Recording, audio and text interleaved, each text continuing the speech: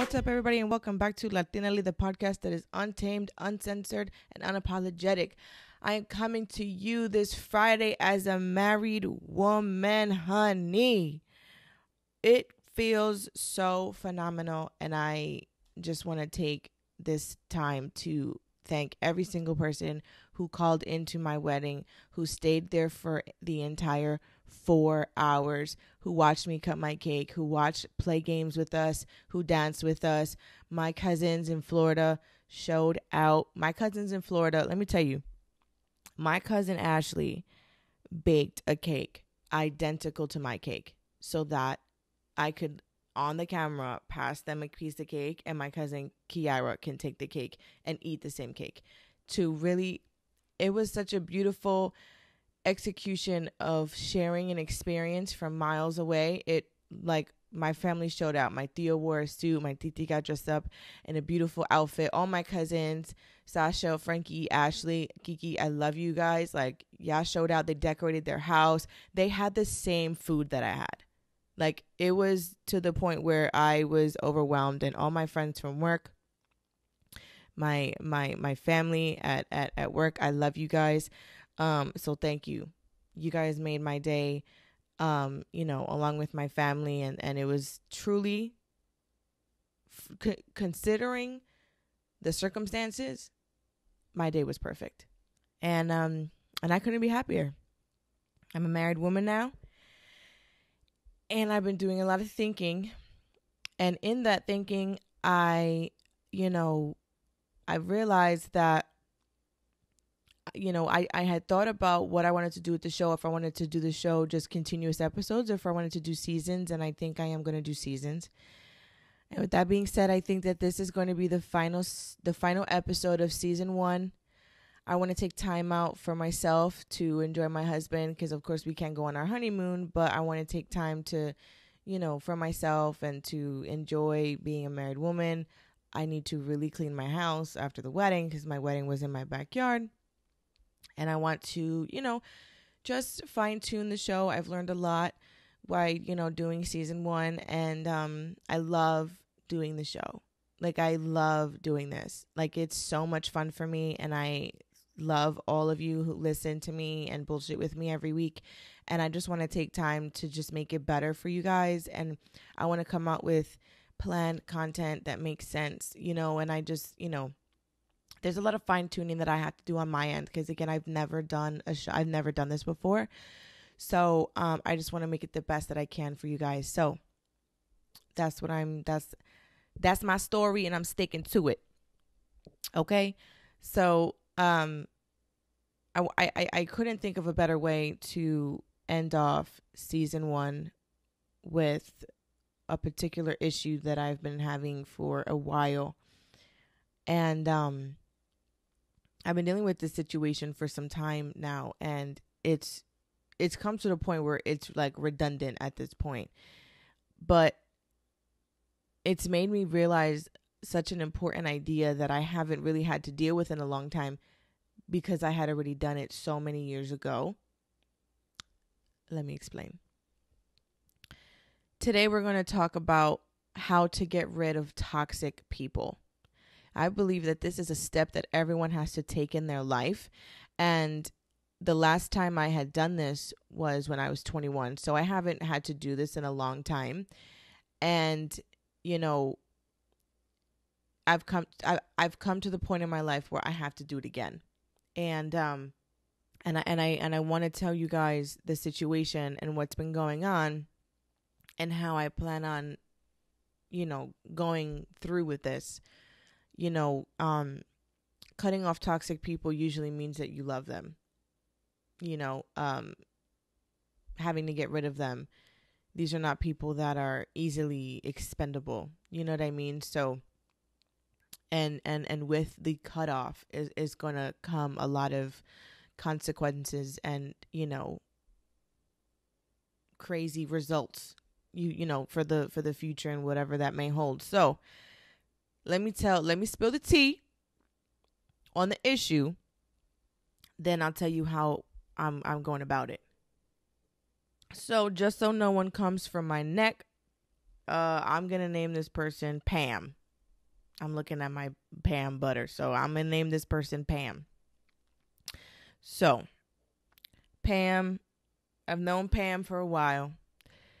Pam and I have had a very strange relationship over the past years. And, this person, they really showed their true colors when it came time for my wedding. And I think I've talked about this person before, but we're just going to name them Pam. So I've talked about my wedding, which I'm so happy that I'm married now, so I can finally stop talking about my wedding. I cannot tell you how many times my wedding has changed, and it's to the point where, like, it was exhausting for me. If y'all felt exhausted hearing about it, I was exhausted talking about it. So in talking about my wedding, so many things were changing. I was going to do a boat, Central Park, a restaurant, my backyard. I mean, it was going to be to the point where it was ridiculous. And with all those changes, in the beginning of the year, obviously, or before COVID and everything like that, I decided to do an elopement, right? And I think I talked about this in episode 3. I decided to do an elopement, and I decided to cancel, per se, the wedding. And I brought the guest list down to 10, 11 people. And that was it. That was it. So I told all my family and friends, that's what I was doing. And Pam gave me an issue. And Pam decided to take that as an opportunity to cross a certain boundary that I really have a problem with. And that boundary is that this person decided, now listen, I'm the kind of person you can fuck with me all you want to. That stuff doesn't bother me. You want to mess with me? You don't want to, if you don't like me, join the Facebook group of people that don't fucking like me. You got beef, get in line. I'm that kind of person. I don't care if you have an issue with me, because I'm going to tell you about it. You know what I'm saying? Like, if someone, just point blank, if you got a problem with me, cool, fine, I don't give a fuck. But when you decide to then trickle that down to my husband, now I have a problem. Now I have that's the boundary that you're not going to cross. See, because I could deal with you. Doesn't matter if he can deal with you or not. That's not the point. The point is that you crossed the line. And now you're fucking with mine. You understand? So that's the boundary that Pam decided to cross, which is where my issue really, really amplified. Okay? So I decided to tell Pam that I was canceling the wedding. Pam gave me a problem. And, we hadn't talked in however long. Now, my mother-in-law is friends with Pam. And so Pam and my mother-in-law one day were in conversation, and, it was brought to my attention that this person wanted to apologize. I said, okay. I reciprocated, and I said, I appreciate your apology. Thank you. But there has to be a larger conversation in person that has to happen if anyone's going to move forward. That's what I said. I accept your apology. You're forgiven, but we're not okay. Cool. Pam says that they never got the message, right? So now in Pam's mind, they're thinking that we're cool, which doesn't make any sense, because if you never got my message, how could your apology fix anything? Again, delusion. Cool. A couple weeks ago, before the wedding, my mother-in-law is sitting here and telling me that she got into an argument with Pam, right? Because my wedding was a Zoom wedding. So again, the wedding changed again. So in the middle of May, I said, okay, Zoom wedding. Boom. That's it. 10 people in my home, and everyone else on Zoom. Cool. Great. And so my mother-in-law said, I sent the link out to Pam, which I was cool with. Obviously, my mother-in-law asked me, and my and Victor for permission. And we said yes because we're nice people, you know. So then my mother-in-law sitting here telling me she got into an argument with Pam, talking about how Pam was like, why am I not invited? When did it turn into 4 hours? You see, another issue. So I'm sitting in my kitchen right now. I stood in my kitchen and my mother-in-law was sitting where I'm sitting right now in my kitchen.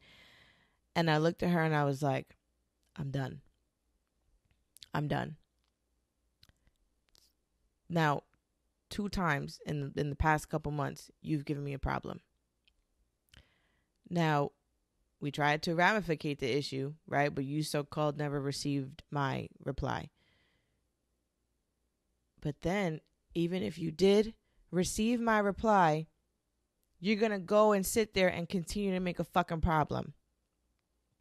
That's another issue that I have.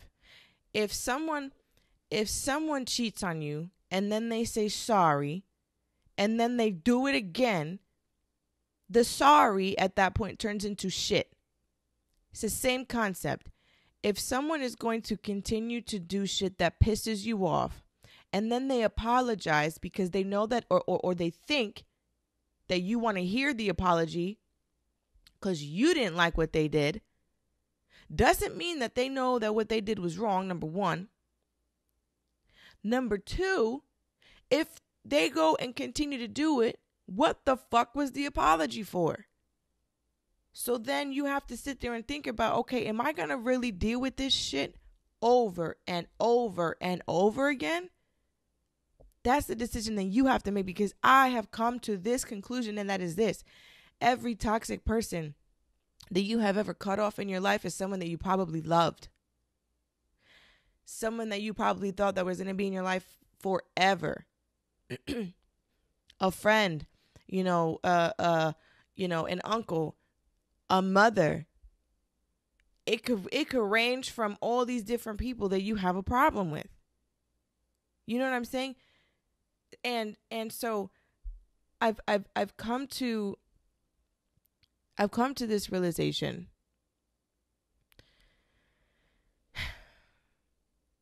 And it seems to be it seems to be a continued idea throughout my show, and it is this. It has nothing to do with you. It has everything to do with them and their inner self, and it all depends on how you react. That's with everything. That's with being unbothered. That's with, it not being about them, about you being a bitch, about, a multitude of things.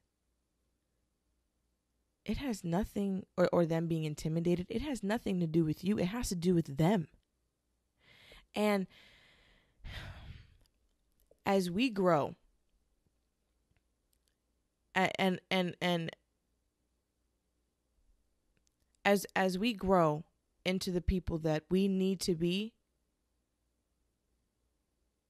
you start to see that we don't have room in here for people who bring us pain. There's no room for that. And when you give these people I believe in second chances, don't get me wrong. I believe everyone has room for redemption. I've needed a second chance. But that's it. Second chance. Third, fourth, fifth, sixth, seventh, eighth. Now, once I give you your third or fourth, fifth, I look stupid because you continue to do it over and over and over again. And it's tiring. Do you know what I mean? Like,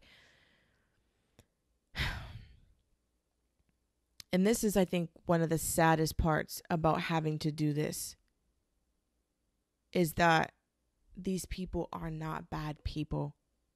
These people actually love us, and that's why they act the way that they act.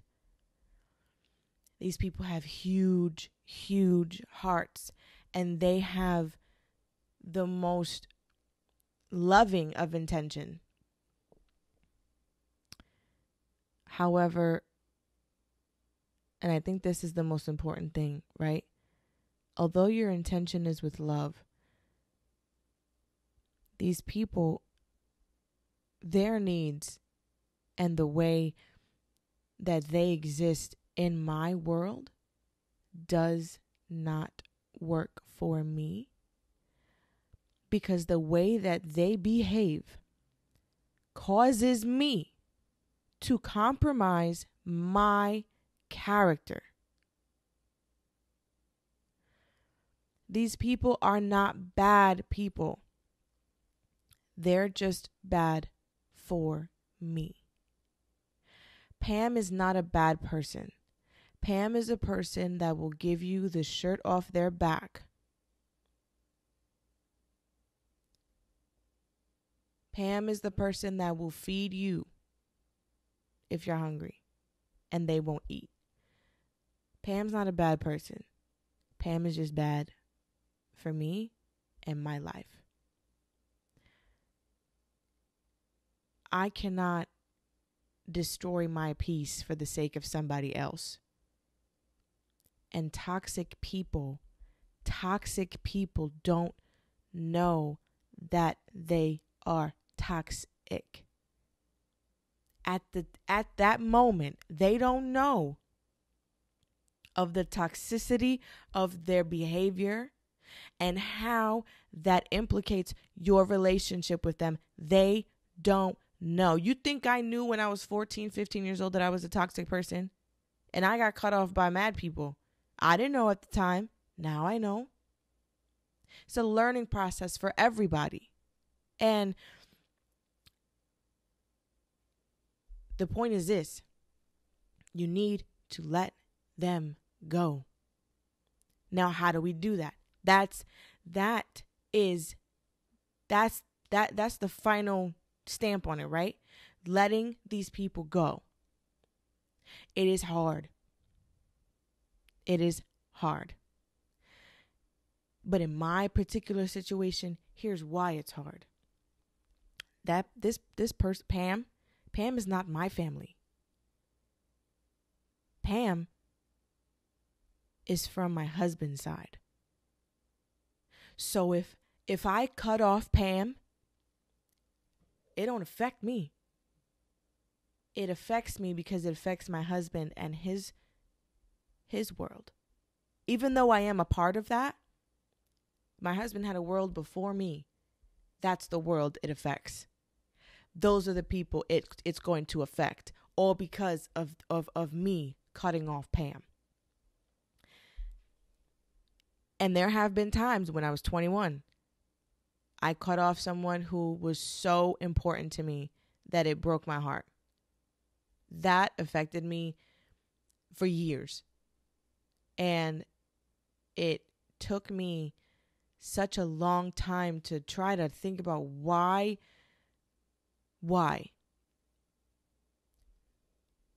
And as women, when a woman is fed up,